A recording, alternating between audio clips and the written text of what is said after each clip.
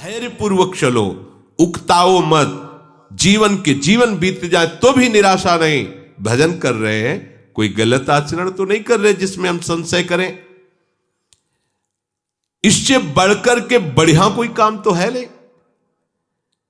इसलिए अगर ऐसा कोई हमें कार्य दिखाई देता कि भजन से बढ़कर कोई बढ़िया काम, तो इसको रोक करके उसको करके देखते।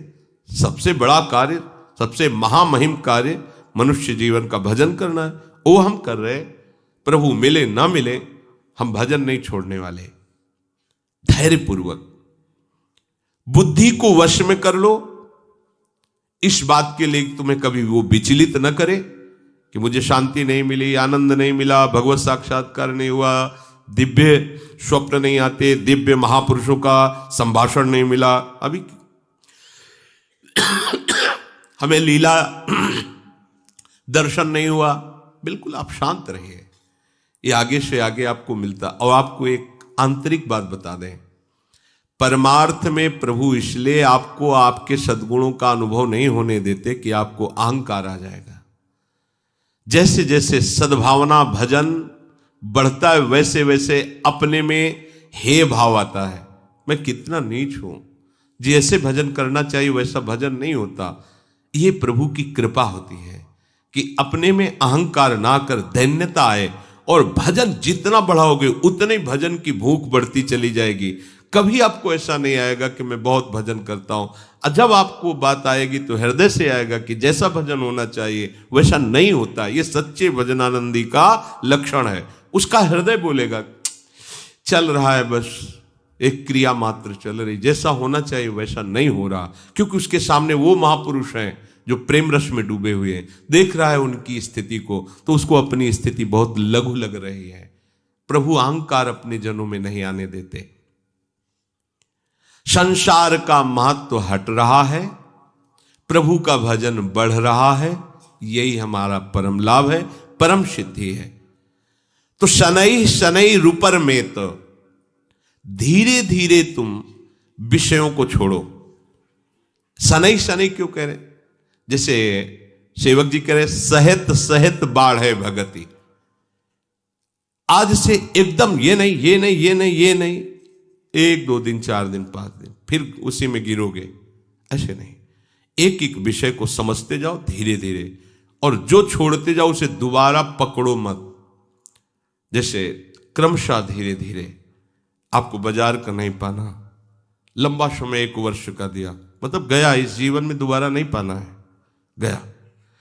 ये हम उन उपासकों को कह रहे हैं जिन्होंने भगवत प्राप्ति का दृढ़ निश्चय करना है या कर चुके हैं, जो सीधे लक्ष्य बना चुके हैं इसी जन्म में भगवत प्राप्ति। अब आपको 2 टाइम ही केवल भोजन करना है, एक 11 से 12 के बीच में, और एक 8 से 9 के बीच में, बस। फिर नहीं लेना, कुछ नहीं लेना। ये रसेंद्री का संयम प्रारंभ हुआ। महापुरुषों से सुना है कि आपकी और इंद्रियां सब वश में हो, रसेंद्री वश में ना हो तो आप जितेंद्री नहीं माने जाओगे। अगर रसेंद्री वश में तो स्वाभाविक सारी इंद्रियां अपने आप वश में हो जाएंगी। वनवासी को रसेंद्री पर विशेष अधिकार कर लेना चाहिए। हम लोग रसेंद्री को एकदम छूट दे देते हैं और सोचते हैं अन्य इंद्रियों पर हम अपना शासन कर लेंगे। असंभव। मूल है रसेंद्री, रसेंद्री को सुधार लो, सब ठीक हो जाएगा। इसी से सब है। तो रसेंद्री सुधारने के लिए जैसे जैसे आपके कदम बढ़ रहे, जैसे जैसे महापुरुषों के द्वारा सिद्धांत हमारे सामने आते जा रहे, जो जो कदम बढ़ाते जाएं, बिल्कुल आगे आप बढ़ाइए, पीछे मत हटाइए।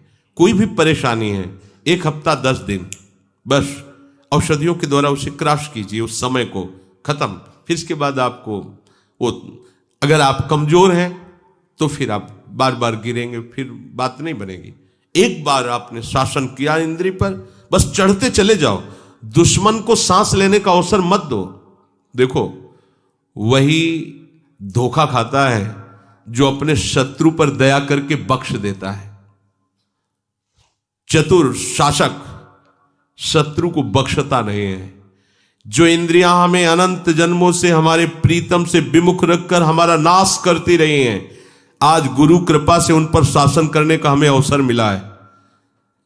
दुश्मन नीचे दब चुका है, आप ऊपर से उसको छोड़िएगा नहीं, आप चढ़े बैठे रहिए जब तक उसकी दम ना निकल जाए, फिर बात हो जाए। उसकी दम निकल गई तो अब हमारी दम रहेगी, अब हम अपनी दम से चलेंगे प्रभु की तरह। इंद्रियों की दम निकल जाना, मन की दम निकल जाना, विषयों के प्रति आकर्षण नष्ट हो जाना, मन मरा अर्थात विषयों की स्फुरना ही बंद हो गई। ये करना ही है, ये नहीं कि बस अब कुछ दिन की और बात है फिर नहीं। अब ये जन्म के जितने भी हमारे अंदर दोष हैं, ढूंढ ढूंढ करके उनको शनै शनै रुपर मेद बुद्धिया धृति ग्रहितया, बड़े धैर्य पूर्वक धीरे धीरे कदम बढ़ाओ, जो छोड़ते जाओ दोबारा उधर मत देखो। जितने कम से काम चलने लगे बहुत अच्छा है। हर समय भजन परायण रहो। ये विषयों के सेवन से कोई शांति नहीं मिलती। जल्दीबाजी विषय त्याग के लिए भी न करें। देखो ये बहुत शोधी हुई बात भगवान कह रहे हैं, आज से ये बंद, आज से ये बंद, आज से बंद। नहीं बंद कर पाओगे। धीरे धीरे एक चीज छोड़ो, 2-4 महीने आराम से रहो, फिर धीरे से छोड़ो, फिर धीरे से छोड़ो, नाम को पकड़े रहो। आप धीरे धीरे एकदम निर्विकार हो जाएंगे। एकदम सब पूरी लाइन काट दी तो सब पूरी लाइन चलने लगेगी और बढ़ के चलने लगेगी। देखो कोई भी विषय जब हम छोड़ते हैं तो जो इंद्री जिस विषय में आसक्त रही है वो पूरे जोर से हमको परास्त करने की कोशिश करेगी। जितना पहले सेवन नहीं करते उससे अधिक सेवन करने लगोगे। जब आप छोड़ने का संकल्प बनाना चाहोगे वो आपको ये दिखा देगी कि तुम मेरे बिना जी नहीं सकते हो। अब आपको दिखाना है कि मैं तुम्हारे को मार के रहूंगा। धीरे धीरे धीरे धीरे कदम बढ़ाते हो जाओ। उसको ये समझने न दो कि हम इसे छोड़ने वाले हैं। धीरे, और एकदम नहीं छोड़ा जाता। धीरे धीरे छोड़ते छोड़ते ऐसी ऊंचाई पर पहुंचे, बस राधे श्याम। जहां छूटा तो दोबारा नहीं स्वीकार करना, ध्यान रखना। धीरे धीरे भगवान कह रहे शनै शनै रूपर मेद बुद्धिया धृति गृहीतया। धीरे धीरे उपेक्षा करते हुए ठान लिया है कि अब इसे नहीं खाना है पर खाएंगे। धीरे धीरे उसको छोड़ेंगे। एक को जिस दिन छोड़ पाए फिर उसके बाद चाहे मर जाए उसे खाएंगे नहीं। ये नियम लेना चाहिए। धीरे धीरे जिस विषय का त्याग किया उससे मुक्त हो गए। हमें पूरे जगत से मुक्त होना है, पूरे जीवन मुक्त होना है। तो धीरे धीरे जिस विषय की आवश्यकता नहीं थी प्रभु ने छुड़वा दिया। अनावश्यक वस्तुएं जो आवश्यक है, रोटी दाल पानी हवा, ये हमें सब मिल रही शरीर पोषण के लिए। धीरे धीरे विषयों की उपेक्षा करते हुए उदासीन हो जाए और फिर एकदम उपराम हो जाए, उसका चिंतन नहीं छोड़ दे। देखो चिंतन तब छूट जाएगा जब आपको यह कि अब कोई व्यवस्था उसकी बनने ही वाली नहीं है। कामनाओं का त्याग करने के लिए तुम उत्साहित रहो। हम काहे के लिए उत्साहित रहते? कामनाओं के द्वारा भोग भोगने के लिए। और परमार्थ क्या कह रहा है? कामनाओं के त्याग के लिए तुम उत्साहित रहो। मन से इंद्रिय समूह का संयमन करते रहो। ये मन आपको सहयोग नहीं देगा, आपको इसे प्रभु के आश्रय से जबरदस्ती हटाना होगा। आप सोचे कि कभी ना कभी तो मन उब जाएगा, तो जब से सृष्टि रची गई तब से आज तक नहीं उबा है। गोस्वामी जी कह रहे मेरो मन हरिजू हठ न तजय, निशिदिन नाथ देव सिख बहु विधि, करत स्वभाव निजय, मेरो मन हरिजू हठ न तजय। हे हरिजू, इसे बहुत समझाते हैं। विषयों में सुख नहीं है, प्रपंच में कोई तुम्हारा साथ देने वाला नहीं है, ये सब झूठा है।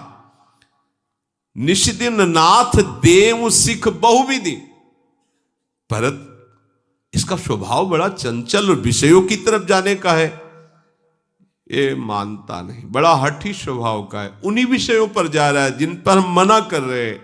शास्त्र की बातें सामने रख करके इसको सिखा रहे हैं, इसको बहुत समझा रहे हैं कि देखो अनंत जन्मों में भोगते रहे, कोई सुख नहीं, अब हरि शरण में आ जाओ। नहीं समझ रहा, थोड़ी देर के लिए तो समझता है, ऐसा नहीं कि बिल्कुल नहीं समझ रहा है। कैसे थोड़ी देर के लिए?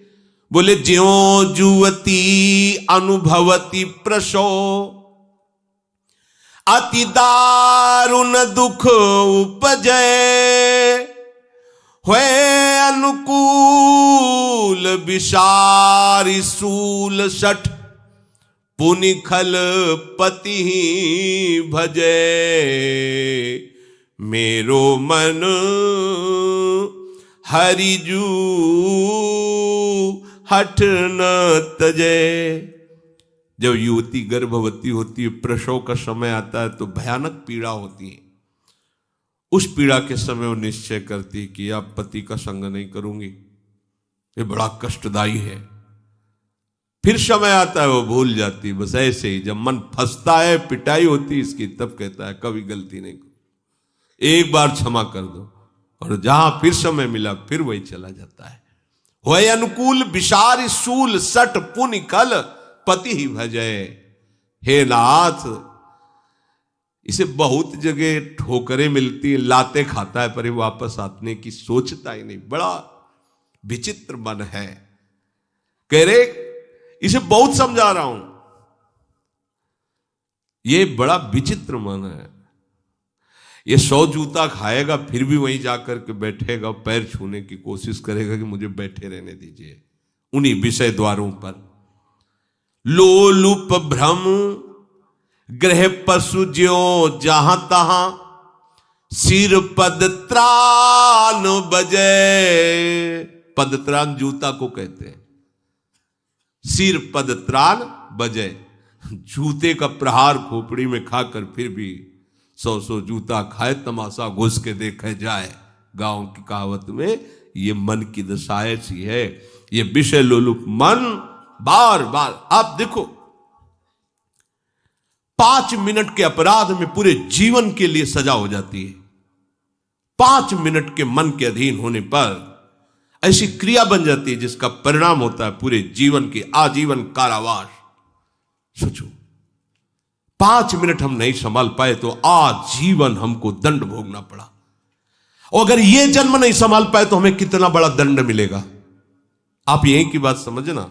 अच्छा, आपको लगता है कि हमारी कोई बात जान नहीं रहा, हमें तो कोई सजा नहीं मिली, हम तो यहां स्थूल कानून है। एक सूक्ष्म अदालत है जिसमें किसी गवाही की जरूरत नहीं है, किसी रिपोर्ट की जरूरत नहीं है, किसी भी वकील की जरूरत नहीं है। बिना वकील के, बिना गवाही के, बिना किसी कानून के अपने आप वो आपको सिस्टम पहुंचा देगा उसी दंड पर। एक 5 मिनट की गलती जीवन की खुली तो आजीवन कारावास, और आजीवन पूरा तुमने बर्बाद किया भगवत विमुख होकर, तो इसका दंड यमपुरी में मिलेगा। ये कल्पों में मिलता है, कल्पों में। बोले 5 मिनट की गलती के कारण तुम्हें आजीवन कारावास, और पूरे जीवन भगवत विमुख रहकर गंदे आचरण करते रहे, कोई नहीं जाना, माना, निकल गए यहां से तो निकल गए, लेकिन वो सूक्ष्म अदालत जो यमपुरी है, वहां तुम्हें कल्पों की सजा होती है। वहां ये तुम्हें लगता होगा कल्पों की कैसे? ऐसे ही जैसे 5 मिनट के गंदे आचरण का फल आजीवन कारावास, ऐसे ही पूरा जीवन तुम्हें भगवत भजन के लिए दिया गया था, अपने उद्धार के लिए दिया गया था, और तुमने मनमानी धर्म विरुद्ध आचरण किए। तो फिर धर्मराज जो भगवान के परम महाभागवत भक्त हैं, वो फिर इसका निर्णय करते। 1 सेकंड में करोड़ों जीवों का निर्णय हो जाता है। 1 सेकंड में करोड़ों जीवों का। वो ऐसी थोड़ी सरकार कि वहां कंप्यूटर चलाना पड़े, नहीं। हाँ भाई वकील तुम बोलो, वो बोलो, नहीं। वहां तो 1 सेकंड में करोड़ों जीवों का हिसाब होता है। पूरी सृष्टि का न्यायालय है वो, पूरी सृष्टि का, और लगातार चलता ही रहता है वहां। और वहां मरना है नहीं, वहां केवल दंड ही दंड है, भोगना ही भोगना है, सांस लेने का भी सुख नहीं है। भयभीत हो जाओ, जैसी हित हरिवंश हित सजनी स्वरूपा महाप्रभु ने ये कहा, बहुत बड़ी बात कह दी। प्रिया प्रीतम के सुख का वर्णन करने वाले महापुरुष थोड़ा सा संकेत, जैसी हरिवंश नरक गति दुर्बर। नहीं मानता है मन। हम अपनी इंद्रियों की गंदगी ये साफ करें, जो इंद्रियां बार बार गंदे विषयों की तरफ जा रहे हैं। और इसकी सफाई के लिए समर्थ है नाम।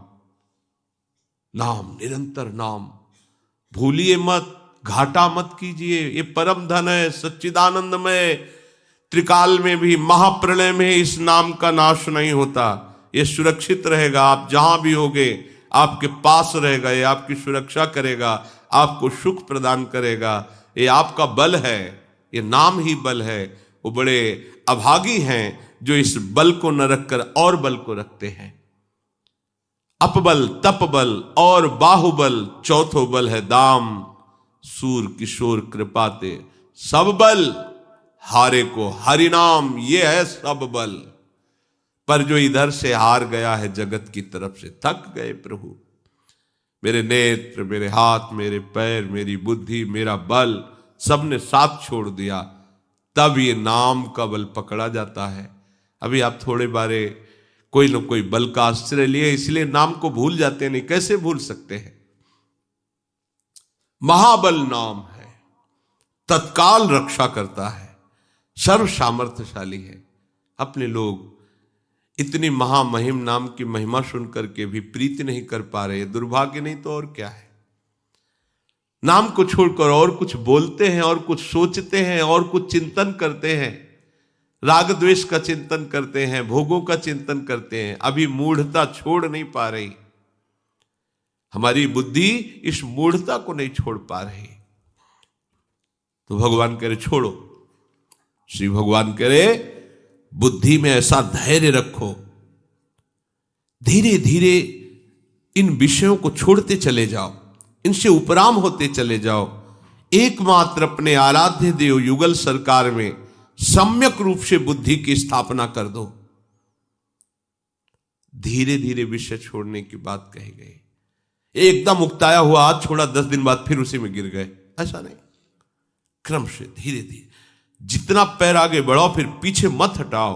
जो छूटा उसे दोबारा सेवन मत करो। वो हमारा जीवन नहीं है। उसके बिना हमारा जीवन चल जाएगा, लेकिन प्रभु के बिना हमारा जीवन नहीं चलेगा। संसारी आदमी का जीवन प्रभु के बिना चल रहा है, ऐसा अनुभव में आता है उसको। रुपया नहीं तो जीवन नहीं, रिश्ते नाते सने संबंधी नहीं तो हमारा जीवन नहीं, भोग सामग्री नहीं तो जीवन नहीं। तो फिर क्या आत्महत्या कर ले? यही हो रहा है। लेकिन वास्तविक बात है, प्रभु नहीं तो हमारा जीवन नहीं, उन्हीं से हमारा जीवन। जब ये समझ जाओगे तो ये बात नहीं आएगी कि मैं अपने शरीर को नष्ट कर दूं। आपका हृदय किसी भी परिस्थिति, किसी भी समस्या में हो, आनंदित रहेगा, क्योंकि आपके जीवन धन आपके साथ है। और वो जीवन धन कौन है? जो अनंत ब्रह्मांडों के स्वामी। तो कमी क्या? फिर क्या कमी? फिर उदासता कैसी रहेगी? फिर निराशा कैसी रहे? समझो इस बात को।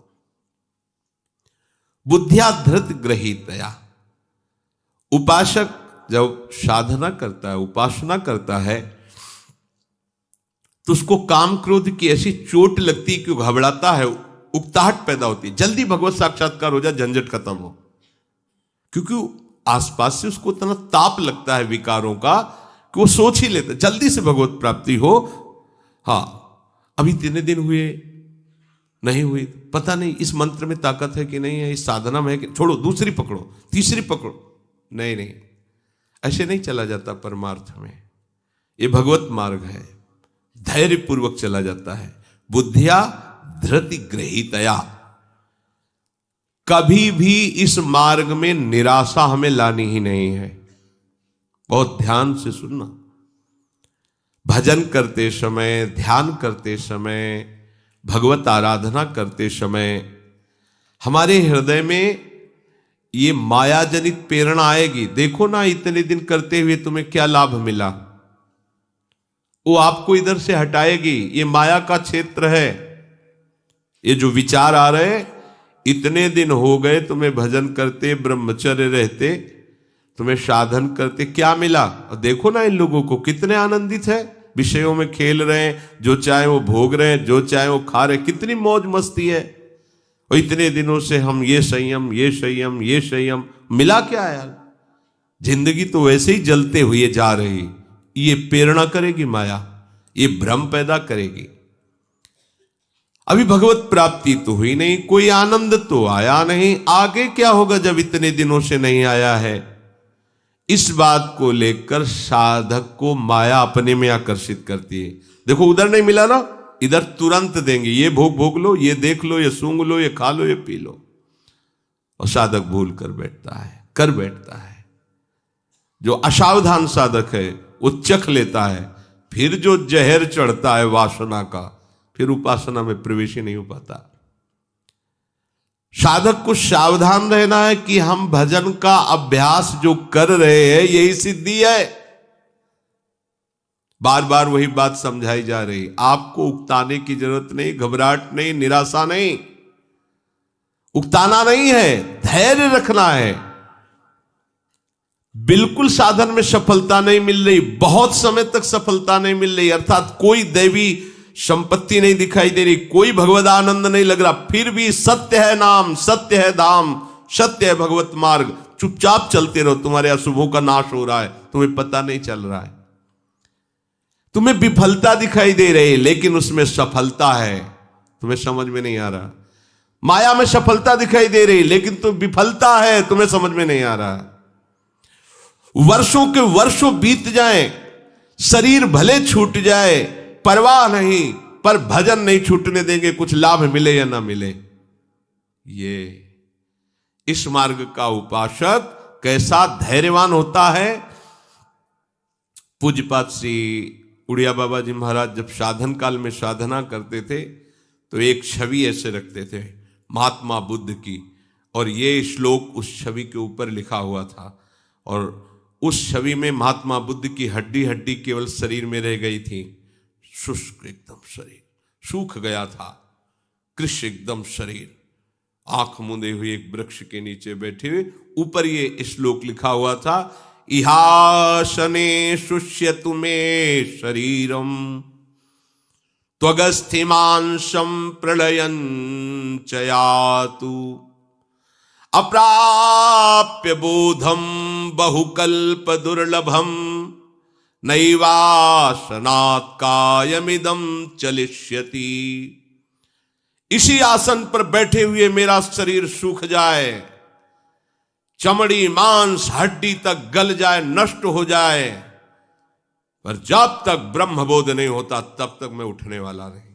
ये महात्मा बुद्ध जी ने पहला संकल्प किया था जब घर से निकलकर एक आसन पर बैठे, तो ये संकल्प, यह आसने शुष्यतु मे शरीरम त्वगस्थिमांसम प्रलयम च याति।